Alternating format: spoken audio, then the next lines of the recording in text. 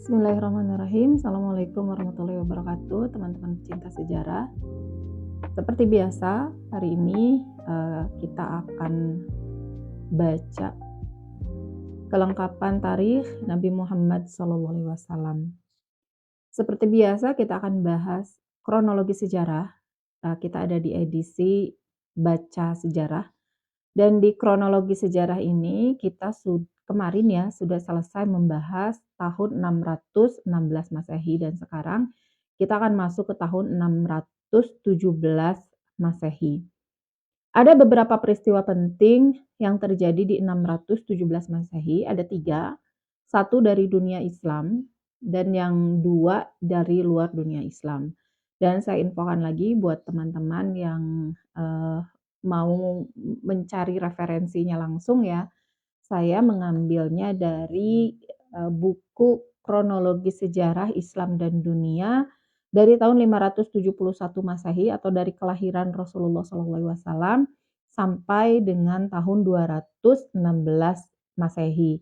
Penulisnya adalah Fedrian Hasman dan diterbitkan oleh Pustaka Al-Kautsar dan Pustaka Al-Kautsar memang jagonya menerbitkan buku-buku yang hebat seperti ini ya. Apa saja sih yang terjadi di tahun itu? Yang pertama adalah boikot sosial terhadap Bani Hashim dan Bani Al-Muthalib oleh Quraisy. Mereka dan Nabi Muhammad SAW diisolasi di luar Makkah, tepatnya di sebidang tanah di lembah kecil atau celah-celah gunung milik keluarga besar, dan mereka ditemani oleh para sahabat. Dari dunia Islam, kisahnya hanya itu saja ya. Dan tentang boikot ini saya ambil dari kelengkapan tarikh Nabi Muhammad SAW jilid 1 karya Munawar Khalil. Bukunya yang ini ya. Bukunya yang ini. Dan ini tidak akan saya bacakan semua, jelas. Tapi hanya diambil pas bagian yang boikotnya saja. Tapi sebelum ke sana ada diinfokan lagi 2 kejadian besar yang berbarengan yang terjadi di tahun 617 dari Persia Sasan. Persia itu kalau sekarang sudah tidak ada, jelasnya ini kerajaan yang sekarang sudah tidak ada, tapi pada masa itu Persia itu menjadi penguasa dunia itu bergantian dengan Romawi. Jadi ada 2 negara raksasa pada masa itu, yaitu Romawi dan Persia. Dan berita atau peristiwa penting yang ada di tahun 617 itu datang dari Persia, yaitu perebutan Alexandria oleh Persia Sasan dari tangan Romawi Bizantium. Kemudian Mesir ditindas oleh Persia Sasan. Peristiwa yang kedua adalah penaklukan negeri Rum, Anatolia, Asia Kecil, lokasi negara Turki sekarang oleh Persia Sasan juga.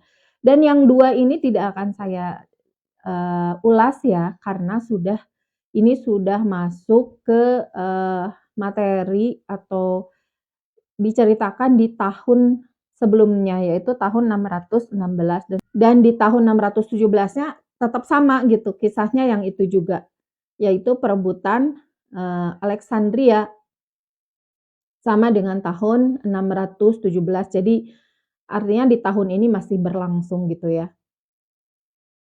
Dan yang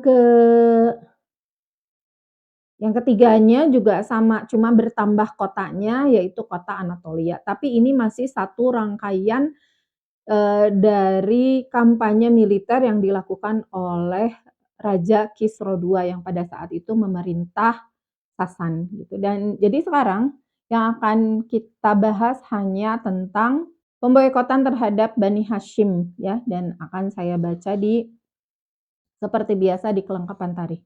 Di bukunya Kiai Haji Munawar Khalil, pemboikotan ini terjadi sebelum hijrah para sahabat ke Habasyah gelombang kedua.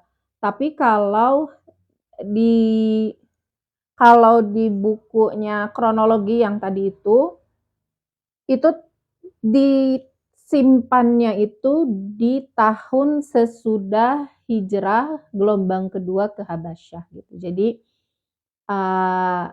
ada berbeda penanggalan ya, berbeda waktu. Tapi karena saya intinya sedang membahas di kronologinya, maka saya, ikut ke yang kronologinya. Tapi kisahnya akan saya bacakan dari Munawwar Khalil tetap. Keputusan, ini saya bacakan dulu judul besarnya ya, bab 14 pemboikotan kaum musyrikin Quraisy dan hijrah ke negeri Habasyah. A. Keputusan rapat pemuka-pemuka Quraisy. Jadi latar belakangnya dulu ya dibahasnya. Tipu muslihat kaum musyrikin Quraisy terhadap Nabi SAW selama beberapa tahun tidak mendatangkan hasil yang diharapkan dan tidak membawa kemenangan yang diinginkan. Para pemuka dan pembesar musyrik Quraisy mengadakan rapat tertutup untuk merundingkan langkah yang akan digunakan untuk melenyapkan gerakan Nabi Muhammad SAW dan seruannya yang makin lama makin berkembang dan berkoar-koar. Rapat dilangsungkan di Darun Nadwah, dan Darun Nadwah itu kalau kita itu kayak DPR-nya lah ya. Kan Makkah itu tidak, atau Quraisy itu tidak punya pimpinan, satu. Jadi bukan presiden yang berkuasa di Quraisy itu, yang berkuasa di Makkah itu, tapi beberapa suku, mereka kan ada suku, kalau di Madinah Aus, Khazraj, kalau di Makkah itu ada suku, Bani Hashim, kemudian ada suku Abdul Muthalib, di bawah Bani Hashim ada suku Abdul Muthalib, kemudian ada Bani Adi, kemudian ada banyaklah ya, banyak. Nah, para para suku-suku ini punya pemimpinnya masing-masing gitu. Nah, pemimpin inilah yang rapat di Darun Nadwah, dan Darun Nadwah itu posisinya, sangat berdekatan dengan Makkah. Jadi dari pintu Darun Nadwah itu langsung kelihatan Ka'bah gitu. Jadi posisinya sangat-sangat dekat dengan Ka'bah ya, Darun Nadwah ini. Jadi kalau kita tempat rapat itu DPR lah ya kali ya, DPR MPR gitu, gedung DPR MPR. Kalau di ini namanya Darun Nadwah. Rapat dilangsungkan di Darun Nadwah sebagaimana biasanya dan dihadiri oleh segenap pemuka dan pembesar bangsa Quraisy. Dalam rapat ini, melalui pembahasan yang rinci, para pemuka Quraisy memutuskan dengan bulat bahwa jiwa Muhammad harus dimusnahkan dari pergaulan kaum Quraisy. Artinya, Muhammad SAW harus dibunuh. Masuk ke judul yang kedua, yaitu pembelaan Abu Thalib terhadap Nabi Muhammad SAW.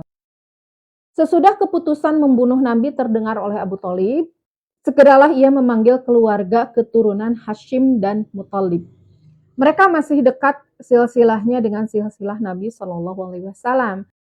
Karena Nabi SAW itu masih satu kakek kepada Hashim dan Muthalib.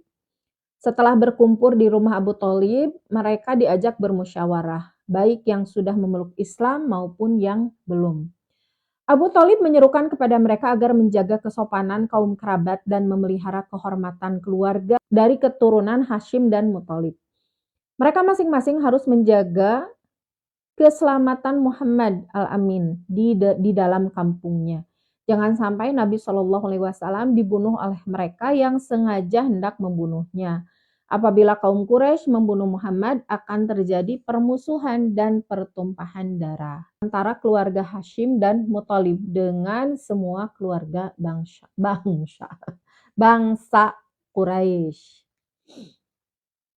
Ajakan Abu Thalib yang baik ini disetujui dan disepakati oleh Bani Hashim dan Bani Muthalib, kecuali Abu Lahab. Nah, jangan lupa Abu Lahab itu adalah ya saudaranya Abu Thalib, pamannya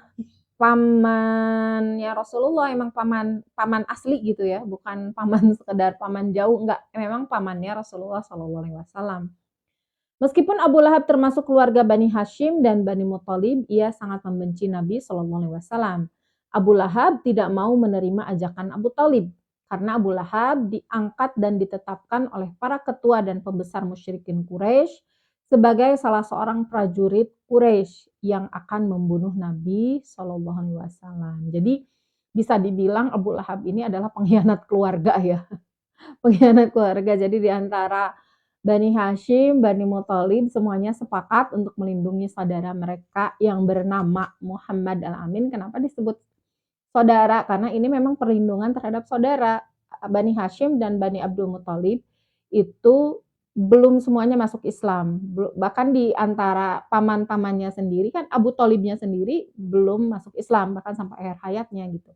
Jadi perlindungan ini saya katakan sebagai perlindungan persaudaraan gitu ya, persaudaraan sedarah keluarga Bani Hashim dan ke bawahnya lagi di bawah Bani Hashim itu ada Bani Muthalib. Jadi lebih Bani Muthalib itu kan belum sebanyak Bani Hashim itu kan Hashim ya, atasnya Abdul Muthalib lagi.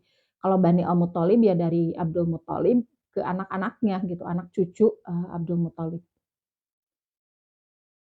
Setelah seruan Abu Thalib disetujui oleh kaum keluarganya, mereka berhimpun masuk ke dalam kampung Syi'ib, Bani Hashim dan Bani Muthalib. Di sini ada catatan kaki. Saya bacakan, Syi'ib, Bani Hashim dan Bani Muthalib ini suatu kampung tempat dilahirkannya Nabi Muhammad SAW dan khusus untuk tempat kediaman kaum keluarga Bani Hashim dan Bani Muthalib. Nabi SAW dijaga ketat oleh segenap kaum keluarganya, baik yang sudah Islam maupun yang masih kafir, terutama oleh Abu Thalib, orang tua budiman yang sangat cintanya kepada beliau. Apabila datang waktu malam, beliau dijaga secara ketat oleh Abu Thalib beserta kaum keluarganya. Jika Abu Thalib tidur, beliau dijaga oleh saudaranya yang lain. Demikian berganti-ganti. Dan menurut riwayat, peristiwa ini mulai terjadi pada bulan Muharram tahun ke-7 sejak kenabian Nabi SAW, kenabian Nabi Muhammad SAW. Demikianlah sebagian dari pembelaan Abu Thalib atas diri Nabi Muhammad SAW. Meskipun Abu Thalib belum masuk Islam, tidak masuk Islam ya, sampai akhir hayatnya. Kemudian ada subjudul C, Undang-Undang Pemboikotan Kaum Musyrikin Quraisy. Mula-mula para pemuka dan para tetua kaum musyrikin Quraisy tidak menyangka bahwa keluarga Bani Hashim dan Bani Muthalib akan mengadakan pembelaan yang besar atas diri Nabi Shallallahu Alaihi Wasallam, terutama mereka yang belum mengikuti seruan beliau, yang setiap hari menjaga diri beliau dengan sangat ketat. Oleh sebab itu, setelah kaum musyrikin Quraisy mengetahui hal ini, mereka tidak dapat menjalankan keputusan mereka. Kemudian dengan diam-diam mereka mengadakan musyawarah lagi untuk merundingkan cara yang hendak digunakan untuk membunuh Nabi Shallallahu Alaihi Wasallam. Akhirnya mereka sepakat dan memutuskan untuk mengadakan pemboikotan terhadap keluarga Bani Hashim dan Bani Muthalib serta semua pengikut Muhammad SAW, yaitu kaum muslimin. Adapun bunyi undang-undang pemboikotan yang mereka berlakukan terhadap Bani Hashim dan Bani Muthalib serta kaum muslimin adalah sebagai berikut. Jadi ini rapat kedua karena Rasulullah SAW memang dijaga ketat oleh tadi ya penjagaan yang sangat ketat oleh Bani Hashim dan Bani Muthalib. Nah, karena peluang untuk membunuh Rasulullah SAW itu jadinya sedikit karena ada penjagaan dari keluarga Rasulullah, maka mereka memutuskan udah aja sekalian boykot sama keluarganya gitu, sama Bani Hashim dan Bani Muthalib. Dan undang-undangnya jadi tertulis ya, mereka juga menulis pemboikotan tersebut. Yang pertama, Muhammad dan kaum keluarganya, ini kita ikuti letterlock tulisan dari keputusan itu ya. 1. Muhammad dan kaum keluarganya serta kaum pengikutnya tidak diperkenankan menikah dengan orang-orang Quraisy yang lain, baik yang laki-laki maupun perempuan. 1. Pelarangan menikah dengan dengan Bani Hashim dan Bani Muthalib. Yang kedua, kaum Quraisy tidak diperkenalkan berjual beli barang apa saja dengan Muhammad dan keluarganya serta pengikutnya gitu. Jadi pengikutnya juga ikut diboikot jelas ya, meskipun mereka bukan dari Bani Hashim atau dari Bani Muthalib. selama mereka sudah masuk Islam, maka mereka juga ikut diboikot. Tidak boleh ada transaksi dengan Rasulullah Shallallahu Alaihi Wasallam. Jadi tidak boleh membeli, tidak boleh juga dibeli barang-barangnya gitu ya. Yang ketiga, kaum Quraisy tidak diperkenankan menjalin persahabatan atau pergaulan dengan Muhammad dan keluarganya serta pengikutnya. Tidak boleh bersahabat, tidak boleh berteman, tidak boleh bergaul.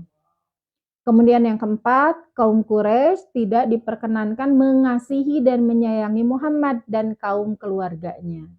Jangankan jangankan untuk bersosialisasi, jangankan untuk menjalin hubungan, memiliki rasa sayang saja sudah diatur ya sama undang-undang ini. Yang kelima, undang-undang yang telah ditetapkan ini sesudah ditulis dan digantungkan di dalam Ka'bah ditetapkan sebagai undang-undang suci kaum Quraisy. Kaum Quraisy dan keluarga Muhammad serta pengikutnya. Jadi ketika digantungkan maka itu berlaku gitu ya, berlaku untuk yang terlibat di dalam undang-undang tersebut. Jadi untuk semua, berlaku untuk semua. Yang keenam, undang-undang ini berlaku selama keluarga Bani Hashim dan Bani Muthalib belum menyerahkan Muhammad kepada kaum Quraisy untuk dibunuh. Bila mana Muhammad sudah diserahkan kepada mereka, undang-undang ini tidak berlaku lagi, begitu. Demikianlah bunyi undang-undang pemboikotan yang ditetapkan oleh kaum musyrikin Quraisy terhadap Nabi Muhammad SAW dan kaum keluarganya serta pengikutnya. Adapun orang yang menulis undang-undang itu, menurut suatu riwayat yang masyhur, ialah seorang yang bernama Mansur bin Ikrimah. Ada catatan kakinya ya, catatan kaki nomor 110. Siapa yang menulis undang-undang itu? Para ulama ahli tarikh agak berselisih. Sebagian mengatakan Baghid bin Amir, sebagian lagi mengatakan Amr, sebagian mengatakan Nizar bin Haris, sebagian mengatakan Hisham bin Amr, sebagian mengatakan Tolhah bin Abi Tolhah, dan sebagian mengatakan Mansur bin Ikrimah tersebut. Tetapi riwayat yang termasyhur mengatakan bahwa Mansur bin Ikrimah itulah yang menulis undang-undang tersebut. Demikian menurut keterangan Imam Ibnu Katsir dalam kitab tarikhnya. Jadi itu saja tentang pemboikotan kaum Quraisy terhadap kaum muslimin. Jadi bisa disimpulkan ya, pemboikotannya itu yang pertama, tidak boleh menikah. Yang kedua, tidak boleh ada jual beli apapun. Yang ketiga, tidak boleh ada persahabatan dan pertemanan, tidak boleh bergaul. Yang keempat, tidak boleh mengasihi dan menyayangi. Yang kelima, undang-undang berlaku untuk semua masyarakat Quraisy. Dan yang keenam, baru undang-undang ini terus berlaku sampai Nabi Muhammad Sallallahu Alaihi Wasallam diserahkan oleh Bani Hashim dan Bani Muthalib kepada Quraisy untuk dibunuh, gitu ya. Dan itulah teman pecinta sejarah undang-undang pemboikotan kaum musyrikin Quraisy. Dan sudah ya, berarti sampai situ hijrahnya kan sudah dibahas di episode yang lalu. Dari sini kita banyak belajar sebetulnya tentang kalau yang namanya mengusahakan kebenaran itu memang ujiannya luar biasa ya, banyak banget. Dan yang paling berat dirasakan oleh kaum muslimin, bukan kaum musyrikin. Yang paling berat dirasakan oleh kaum muslimin salah satunya adalah pemboikotan ini, karena yang namanya boikot ya, yang namanya manusia itu kan makhluk sosial. Tidak bisa seseorang itu menghasilkan segala sesuatu untuk dirinya sendiri. Pasti butuh orang lain. Karena itulah disebut makhluk sosial gitu. Kita baju tidak menenun sendiri. Menenun mungkin bisa, tapi kan dari bahan kapasnya itu kan memintalnya gitu kan butuh banyak orang gitu ya. Sementara Bani Hashim dan Bani Muthalib, pemboikotan ini, undang-undang pemboikotan ini tidak memperbolehkan makhluk sosial ini bersosialisasi gitu. Itu kan otomatis akan memotong memotong kemanusiawiannya. Ya seolah-olah bikin mati lah gitu. Ya bagaimana tidak? Mereka tidak boleh berdagang, mereka tidak bisa membeli barang dari orang, tidak bisa membeli makanan. Mereka punya uang pun gitu ya, tidak bisa membeli barang. Atau yang punya barang itu nggak bisa menjual kepada yang lain. Sementara kan Bani Hashim itu membutuhkan gitu ya, membutuhkan keluarga Quraisy mereka untuk berjual beli. Dan yang menyedihkannya lagi, ini tidak berlaku untuk kaum muslimin, tapi berlaku untuk seluruh Bani Hashim dan Bani Muthalib. Gitu. Kalau misalnya kaum muslimin, oh iya, mereka yang memang dianggap sebagai pelaku gitu kan oleh Quraisy. Sementara kan Bani Hashim dan Bani Muthalib itu sekedar ya dalam tanda kutip sekedar melindungi saudara mereka gitu. Dan tidak mungkin sesama saudara itu akan menyerahkan saudaranya gitu kan, kita nggak mungkin kayak kita menyerahkan adik kita buat dihabisin sama orang, nggak mungkin kan. Kita ngasihin paman kita ngasihin ponakan kita misalnya, di keluarga kita, dikasihin ke orang dengan begitu saja untuk dihabisi, kan nggak mungkin gitu. Itu di luar nalar banget kalau seperti itu. Pemikiran pemikiran Quraisy itu di mana? Atau mungkin mereka sudah ada contohnya ya, nah ini Abu Lahab bisa gitu. Abu Lahab nih mau nih ngebunuh ponakannya sendiri gitu. Itu karena Abu Lahabnya aja yang aneh ya. Dan uh, apa undang-undang ini jelas-jelas gitu tentang undang-undang ini berhenti nanti kalau misalnya Bani Hashim, Bani Muthalib menyerahkan Muhammad supaya mereka bunuh gitu, nggak dijagain lagi gitu. Jadi tidak sulit bagi kami untuk membunuhnya, menyerahkan. Ditulis sebagai undang-undang, bukan hanya peraturan lisan, tapi ditulis sebagai undang-undang. Dan yang ditulis sebagai undang-undang dimanapun pada masa kapanpun gitu, itu menjadi undang-undang yang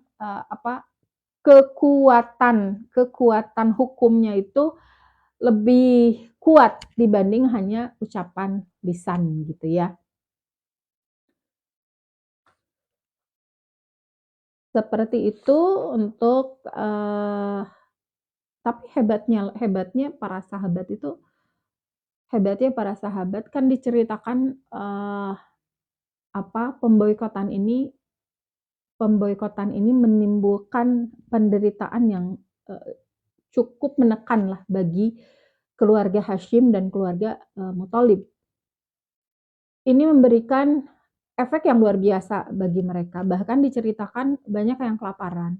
Bahkan ada sahabat yang saking tidak ada bahan makanan gitu ya. Beliau itu buang hajat, buang air kecil gitu di satu tempat, kan dulu nggak ada WC ya. Jadi di lapang malam-malam di tempat terbuka saja gitu. Itu buang hajat di tempat yang jauh gitu ya. Terus kena ke satu kulit binatang yang sudah kering. Kulit binatang yang sudah kering itu jadi baru sadar pas udah kena gitu. Sama beliau itu dicuci, dibersihkan, dimasak itu kulit binatangnya. Kan kulit kalau udah kering ya, macam dorok-dok kayak gitu, udah kering kan, digoreng, dimasak itu kan bisa lembek lagi gitu ya. Nah, oleh satu sahabat ini dibersihkan, diolah dan dimasak gitu. Nah, setelah ditanya kepada Rasulullah, ya dibolehkan gitu karena kan si najisnya itu sudah bersih ya. Tetapi kalau dalam keadaan normal itu tidak akan terjadi sebetulnya. Yang sudah kena apalagi sudah kering itu kan berarti sudah lama ya, sudah bukan kulit yang segar gitu yang dimasak gitu. Tapi ini berarti sudah lama, sudah terjemur dan sebagainya, itu udah lagi kena kotoran, itu dicuci, dibersihkan, dimasak dan dimakan gitu. Secara normal itu tidak terjadi. Itu menggambarkan betapa pemboikotan ini sangat-sangat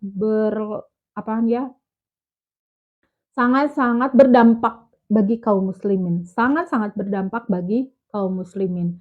Segitu kelaparannya, sampai kulit yang sudah tadi ya diceritakan itu dibolehkan untuk dimakan.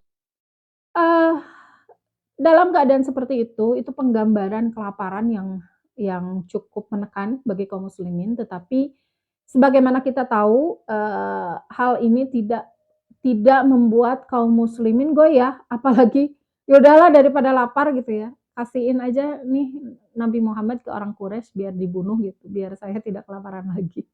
Nggak seperti itu gitu ya. Bagaimana mereka tahu, eee, hanya karena mereka ingin bebas menyembah Allah, mereka mendapat perlakuan itu gitu. Dan mereka sadar betul, sadar sesadar-sadarnya ini adalah konsekuensi yang harus mereka terima dan mereka menjalaninya dengan sabar gitu. Ya tidak ada lagi cara lain sih gitu, selain bersabar dan kalau itu kena di kita mungkin aduh kita aja disuruh boikot, apa namanya, kita aja disuruh boikot, bukan disuruh sih ya, ada anjuran ya, anjuran untuk, boikot produk Israel kan agak berat-berat juga gitu. Mudah-mudahan kita tidak ya, yang di luar sana.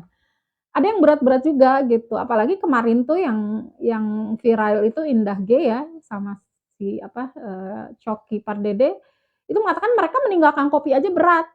Karena apa? Karena katanya nggak ngaruh. Karena katanya nggak ngaruh. Ini bukan masalah berpengaruh atau tidak ya, itu mah nomor apa namanya, eee eee, satu sisi tertentu lah gitu ya, itu mah mau berpengaruh mau enggak, itu bukan urusan kita. Maksudnya bukan urusan kita, eee, bukan jadi dasar kita untuk bersikap gitu loh. Kita melakukan boikot itu bukan atas dasar ini pengaruh atau tidak, meskipun pasti jawabannya berpengaruh ya, pasti. Tapi dasarnya bukan itu, kita bersikap dasarnya bukan itu. Tapi dasarnya adalah keimanan kita kepada Allah dan kecintaan kita kepada saudara kita sesama, kaum muslimin di sana. Kita sebagai orang Islam ya, kita sebagai orang Islam itu dasarnya itu gitu. Satu kaum muslimin itu ibarat satu tubuh, yang satu terlukai, yang lain ikut merasakan sakit gitu. Kalau kasusnya Choky Pardede karena dia bukan muslim, paling tidak secara sesama manusia, dia mendukung mendukung mendukung atau merasakan penderitaan orang Palestina yang seperti itu gitu. Eee, jadi kalau sesama muslim kita ada, ada alasan lain gitu ya, karena kita sesama muslim. Tapi bukan hanya melihat ke agama pemboikotan itu, tapi masalahnya ya itu, tidak banyak yang tahan, tidak banyak yang kuat, terutama ibu rumah tangga loh. Jangan salah, banyak barang-barang rumah tangga kita, mulai dari bumbu gitu ya, apa namanya, makanan-makanan gitu yang kita terbiasa, atau alat-alat, kebersihan kayak sabun gitu ya, kita terbiasa dengan produk Israel gitu, dengan produk mereka. Padahal ada anak yang nengok. Padahal, eee, sebetulnya karena kebiasaan lidah kita aja. Jadi dulu itu saya terbiasa memakai, boleh sebut merek nggak? Terbiasa pakai penyedap, satu penyedap, yang terafiliasi. Sebenarnya bukan terafiliasi sih, produknya produk Jepang, tapi si bosnya ini mengatakan bahwa mereka mendukung Yahudi, nggak tahu nyumbang atau enggak gitu ya. Dia cuma mengatakan, "Kami mendukung mendukung," bukan Yahudi, salah, "mendukung Israel," gitu. Nah, dari situ kan kita tidak mau dong pakai produk itu, karena si bosnya itu mengatakan bahwa mereka mendukung genocide yang dilakukan oleh Israel gitu. Nah, gara-gara itu saya kan jadi, "Oh enggak, no," gitu, tidak pakai lagi itu. Untuk pindah itu, kalau misalnya kita tidak punya dasar keimanan, hanya sekedar pokoknya lidah saya udah cocok dengan itu, akan repot gitu ya. Tapi kalau kita dasarnya iman, dasar kita iman, sesama muslim, itu mudah gitu. Ketika saya pindah, bahkan sekarang saya jarang malah, dikit banget gitu ya, pakai penyedap-penyedap seperti itu, ya ya jadi malah itu hikmahnya gitu, jadi nggak terlalu banyak make dan ya udah gitu. Artinya lidah, rasa dan sebagainya itu ada di bawah kekuasaan keimanan kita. Ada harus tunduk pada keimanan kita, harus tunduk pada kalbu kita gitu, harus tunduk pada kepercayaan prinsip lah, bukan kepercayaan deh. Harus tunduk pada prinsip kita gitu. Bukannya prinsip yang harus tunduk dengan keinginan lidah kita gitu. Apalagi kalau sekedar kopi ya, kalau kopi malah menjadi menumbuhkan banyak produk lokal yang bagus-bagus gitu dan bahkan rasanya itu jauh katanya, karena saya belum pernah nyoba Starbucks ya. Saya belum pernah nyoba. Jadinya ya jauh gitu. Nah, termasuk juga masalah ibu-ibu nih kayak Rinso itu kan boykot ya. Udah terbiasa banget sampai kita beli deterjen itu udah bukan namanya kalau ke warung ya, ke warung-warung tetangga tuh bukan beli deterjen, bukan langsung nyebut mereknya, mau dikasihnya apa juga gitu ya. Itu tergantung untuk ibu-ibu yang terbiasa belanja ke swalayan itu kalau sudah saya mau yang ini, bukan ke swalayan aja sih, ke warung juga kalau misalnya dia udah terbiasa fanatik dengan satu produk, biasanya susah pindah karena yang banyak alasan lah ya, kalau sudah cocok gitu. Tapi kalau keinginan itu ada di bawah prinsip kita, itu keinginan kok yang kalah gitu ya, dan itu akan jadi mudah gitu, akan mudah untuk melakukan boykot. Dan jangan salah, sangat-sangat berpengaruh dan itu nggak usah dibahas lagi lah ya. Sudah tidak perlu dibahas, sangat-sangat berpengaruh. Buktinya yang sedang kita bahas ini. Tapi kebalikannya, kalau sekarang itu kita yang memboikot mereka, kalau pada zaman Rasulullah itu kan Rasulullah dan keluarga dan kaum muslimin yang diboikot oleh kaum Quraisy dan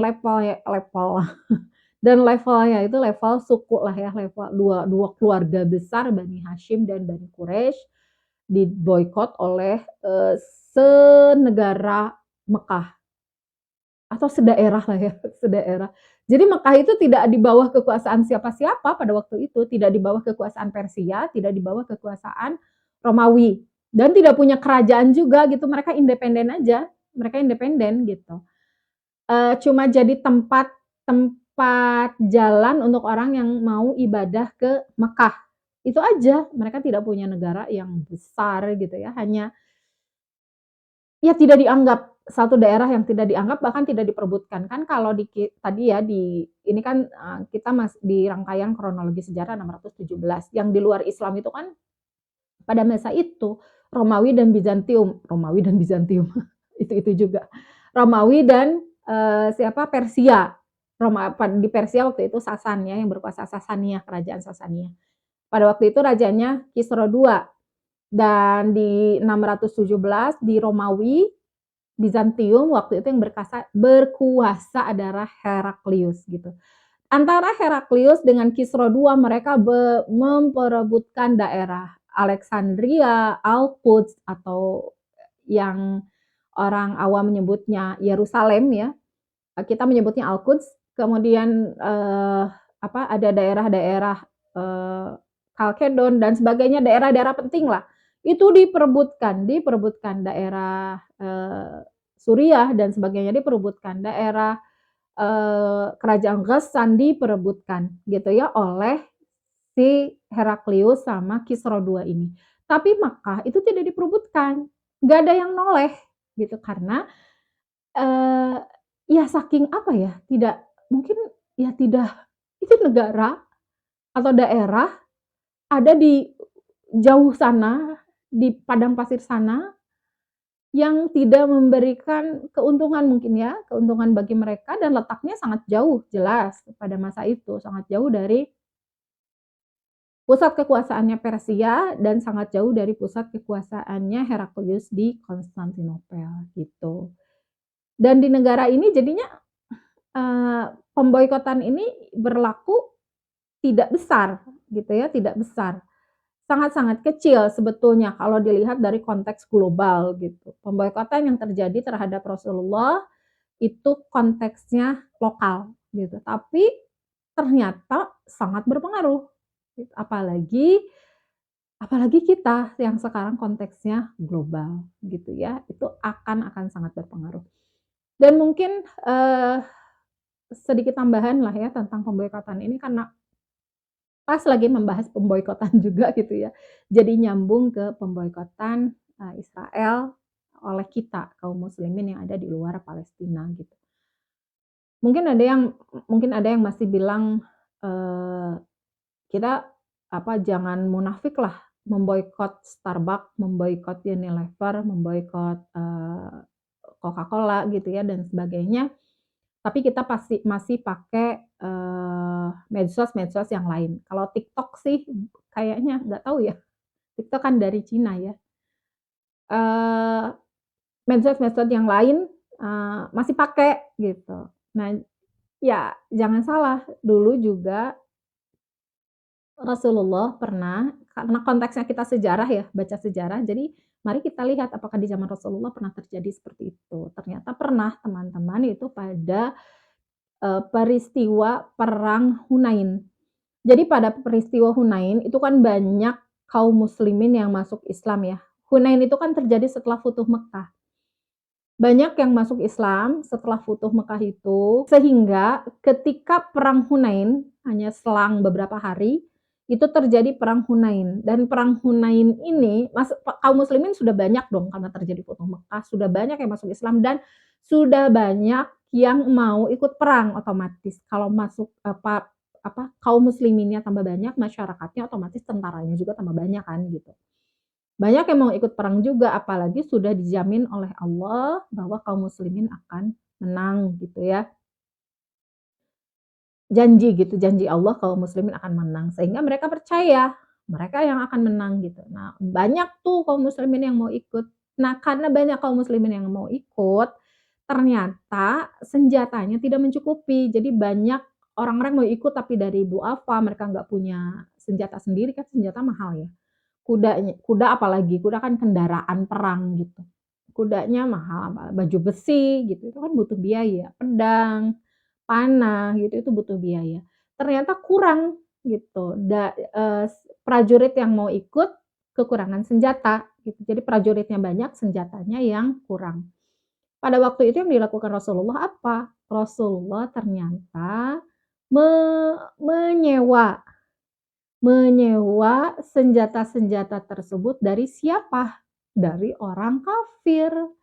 Siapa namanya? Sofwan bin Umayyah. Ini anaknya Umayyah bin Khalaf. Umayyah bin Khalaf itu siapa? Orang yang menyiksa Bilal dan terbunuhnya juga di perang Badar oleh Bilal, termasuk musuh bebuyutannya Rasulullah gitu ya, yang dia ya temannya Abu Lahab gitu, dan anaknya itu bisnisnya itu menyewakan alat perang. Rasulullah nyewa ke orang ini namanya Sofwan bin Umayyah. Dan Sofwan pada saat itu masih kafir, dia memberikan sewa, maksudnya memberikan ya sewaan itu kepada Rasulullah. Ya udah silakan sewa saja karena lebih keuntungan gitu ya.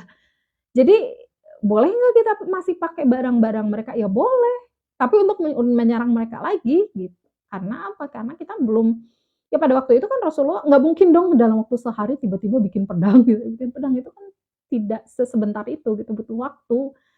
Bikin alat perang gitu segitu banyak kan yang disewa itu jumlahnya ratusan bahkan sampai ribuan gitu ya. Tidak, saya lupa jumlah pastinya gitu. Tapi sangat-sangat banyak. Karena pada waktu itu kaum muslimin yang ikut di perang Hunain juga sangat banyak gitu. Itu disewa dan dihitung disewa gitu.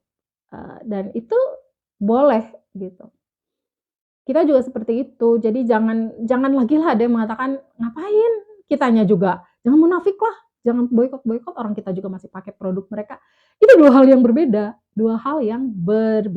gitu ya. Apalagi ini pernah dilakukan juga oleh Rasulullah Shallallahu Alaihi Wasallam pada masa itu gitu ya. Baik, itu saja teman pecinta sejarah untuk kronologi sejarah tahun ini, tahun 617 Masehi. Terima kasih sudah menyimak, mohon maaf atas semua kesalahan dan jadi ngelantur kadang-kadang dia, tapi mudah-mudahan ngelanturnya bermanfaat ya. Insya Allah kita bertemu lagi di tahun berikutnya, bukan tahun 618, karena sepertinya di tahun 618 tidak ada peristiwa yang besar yang harus diabadikan gitu ya. Itu akan langsung loncat ke tahun 619. Lalu apa saja yang terjadi di 619? Kita akan bertemu di video berikutnya. Terima kasih. Assalamualaikum warahmatullahi wabarakatuh.